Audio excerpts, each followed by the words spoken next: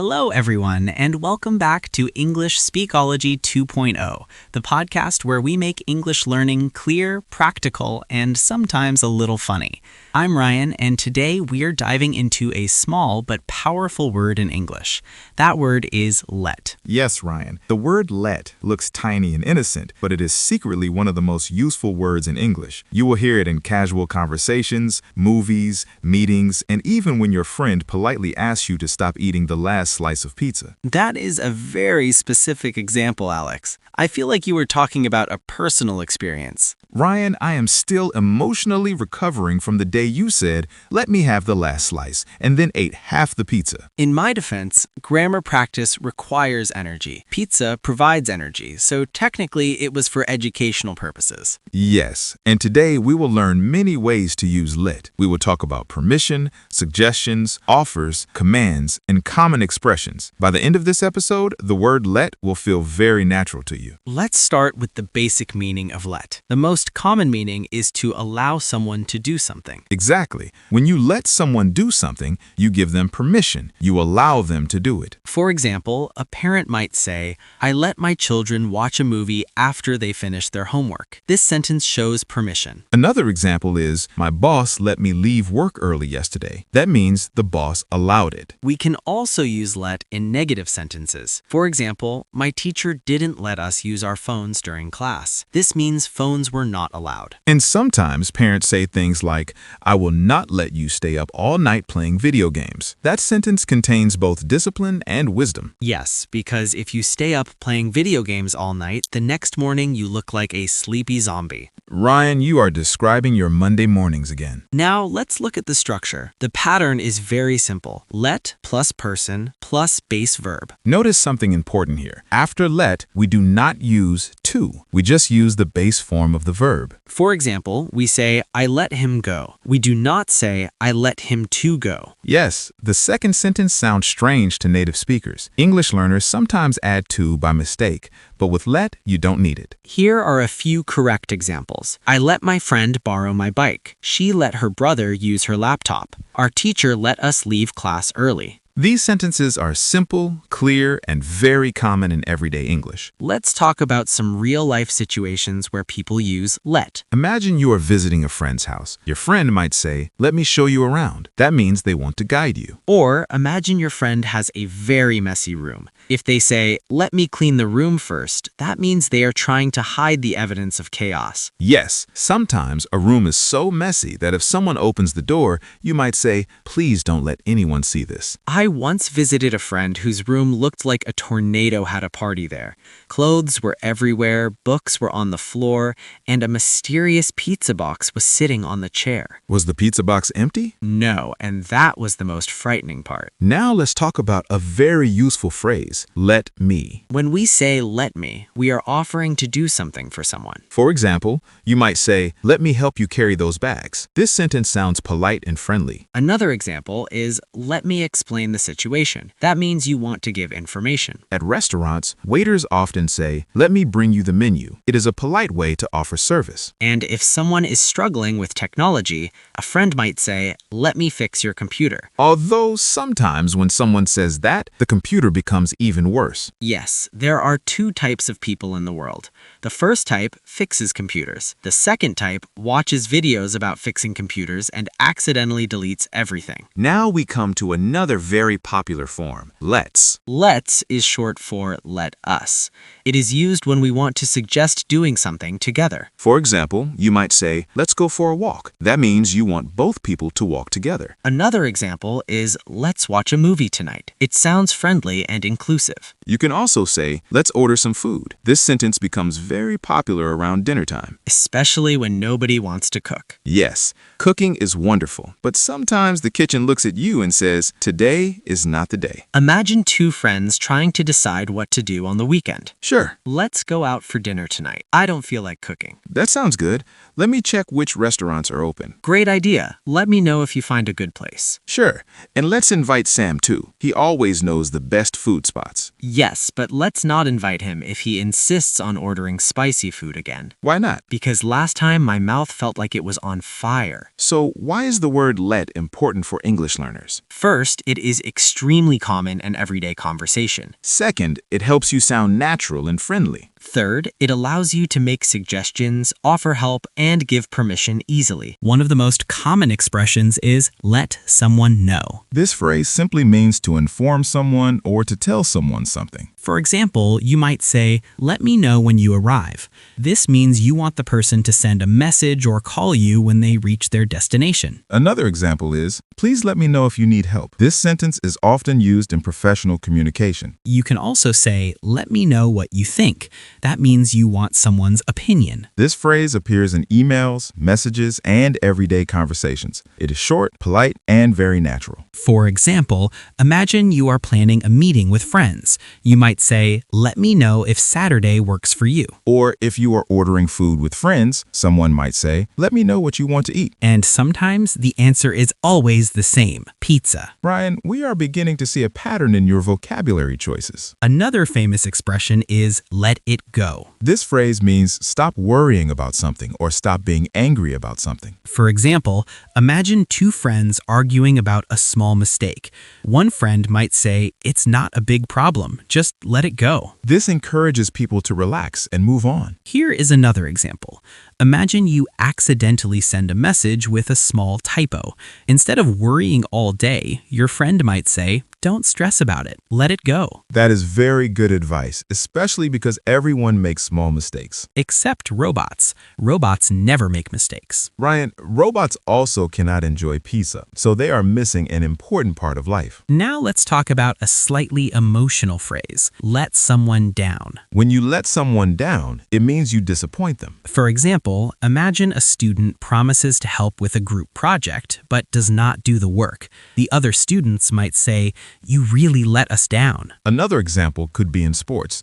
If a player misses an important shot, they might say, I feel like I let the team down. This phrase often appears when someone feels guilty or responsible. But it is important to remember that everyone makes mistakes sometimes. Yes, even professional chefs make mistakes. Ryan, are you still thinking about the cooking incident? The smoke alarm and I have agreed not to discuss it again. Another useful phrase is let someone in. This means to allow someone to enter a place. For example, if a friend arrives at your house, you might open the door and say, come in, I'll let you in. Another situation is when someone forgets their keys.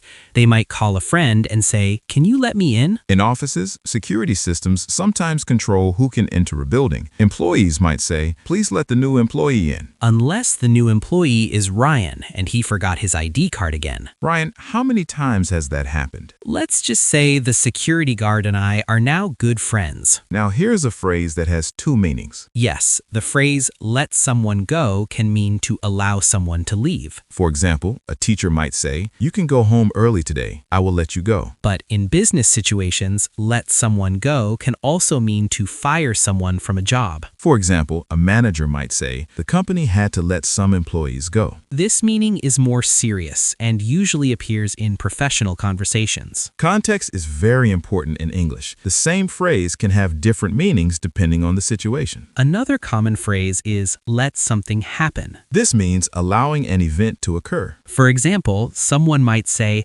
don't let fear stop you from trying new things. Another example is, we cannot let this problem continue. In motivational speeches, you often hear sentences like, don't wait for success, go out and make it happen. That sentence sounds very powerful. Yes, and sometimes people say these motivational phrases while drinking coffee at 7 a.m. The word let can also be used when talking about personal feelings. For example, someone might say, you should let yourself relax. This means you should allow yourself to rest. Another example is, let yourself enjoy the moment. That means stop worrying and appreciate the present. This advice is very helpful in today's busy world. Yes, people often work very hard and forget to rest. Although sometimes resting becomes too successful. What do you mean? Sometimes people say, I will relax for 10 minutes, and suddenly 3 hours have passed. Ah, yes, the mysterious time travel effect of watching online videos. Let's imagine a short conversation using several let expressions. Great idea. Friend 1 says, "Let me know when you finish work today." Friend 2 answers, "Sure, and let's meet at the cafe near the park." Friend 1 replies, "That sounds good. Let's not go too late because I have work tomorrow." Friend 2 says, "Don't worry, we'll just relax and talk." Friend 1 laughs and says, "Perfect. I need a break." So why are these expressions important? Because they appear everywhere in English conversations. Native speakers use them naturally without thinking. If you understand them, you will understand movies, podcasts, and daily conversations much easier. And if you start using them yourself, your English will sound more fluent and natural. Before we finish today's episode, I want to tell a short story about the word let. I feel like this story will involve food. Of course it does. Please continue. One day, my friend invited me to dinner. When I arrived, he said, "Let me cook something special." That sounds promising. After 10 minutes, he said, "Actually, let's order food instead." That sounds realistic. Then he looked at the kitchen and said,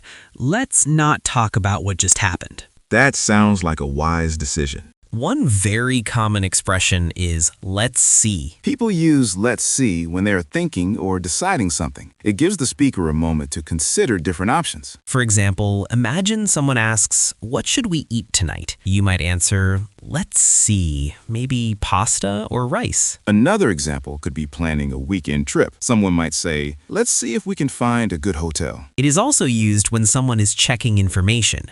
For example, a teacher might say, "Let's see who finished the homework." This expression makes conversation sound natural and relaxed. Another common phrase is let's find out. This phrase means that we would discover something together. For example, imagine someone asks, "Is the restaurant open today?" You might say, "Let's find out." Then you might check online or call the restaurant. Teachers often use this phrase when they want students to explore a question. They might say, "Let's find out why the sky looks blue." This phrase creates curiosity and encourages learning. It also sounds very friendly because it includes both people in the action. Another useful expression is let me think. This phrase is used when someone needs a moment to remember or decide something. For example, imagine someone asks, "What was the name of that movie we watched last week?" You might answer, "Let me think." After a few seconds, you might say, "Oh yes, I remember now." This phrase is very helpful in conversations because it gives your brain time to organize your thoughts. And sometimes the thinking takes longer than expected. Yes, especially when someone asks Ryan the name of a vegetable. Alex, vegetables are mysterious objects. They are less mysterious when you eat them regularly. Another extremely common phrase is "let me check." People use this phrase when they need to confirm information. For example, imagine someone asks, "What time does the meeting start?" You might say, "Let me check the schedule." In restaurants, a waiter might say, "Let me check with the kitchen." In customer service, workers use this phrase very often. It shows that they are trying to help. It is polite, professional, and very natural. Sometimes we need to explain something carefully. That is when the phrase, "let me explain," becomes very useful. For example, imagine someone misunderstands a situation. You might say, "Wait, let me explain what happened." Teachers use this phrase frequently when introducing a new concept. For example, a teacher might say, "Let me explain how this grammar rule works." This phrase signals that important information is coming. Another expressive phrase is, "Let me tell you." People often use it to introduce an interesting story or strong opinion. For example, someone might say, "Let me tell you about my first day at work." Or someone might say, "Let me tell you, that restaurant is amazing." It adds emotion and energy to the sentence. Here's another useful expression, "let's not forget." This phrase reminds people about something important. For example, a manager might say, "Let's not forget the deadline tomorrow." Or a teacher might say, "Let's not forget to review yesterday's lesson." It helps people stay focused and organized. Sometimes the word let is used in a philosophical way. Yes, people sometimes say, "Let things happen naturally." This means we should not force everything in life. Instead, we should relax and allow events to develop naturally. This idea appears in many motivational conversations. It is also very useful advice when learning a language. Exactly. When learning English, progress takes time. You should practice regularly, but not become frustrated. Let's imagine a short conversation between two friends planning their weekend. Friend 1 says, "What should we do this Saturday?" Friend 2 answers, "Let me think. Maybe we could go hiking." Friend 2 replies, "That sounds interesting. Let me check the weather first." Friend 1 laughs and says, "Good idea. Let's not forget to bring water and snacks." Friend 1 says, "If the weather's bad, let's watch a movie instead." Friend 2 answers, "Perfect plan." By now, you can see that the word let appears in many different situations. It helps people make suggestions, give permission, introduce ideas, and express emotions. Because of its flexibility, it is one of the most useful small words in English. Many beginners focus only on big vocabulary words. However, mastering small words like let, get, and make can dramatically improve fluency. Today, we explored even more ways to use the word let. We talked about expressions like let's see, let me think, let me check, and let's not forget. These expressions appear in everyday English conversations all the time. Learning them will help you understand native speakers much better. The more you listen and practice, the more natural these phrases will become. And remember, language learning should be enjoyable. Do not worry about making mistakes. Exactly. Let yourself learn step by step. And let yourself enjoy the process. Thank you for listening to English Speakology 2.0. Keep practicing, keep speaking, and keep improving your English every day. We will see you in the next episode. Until then, take care and keep learning.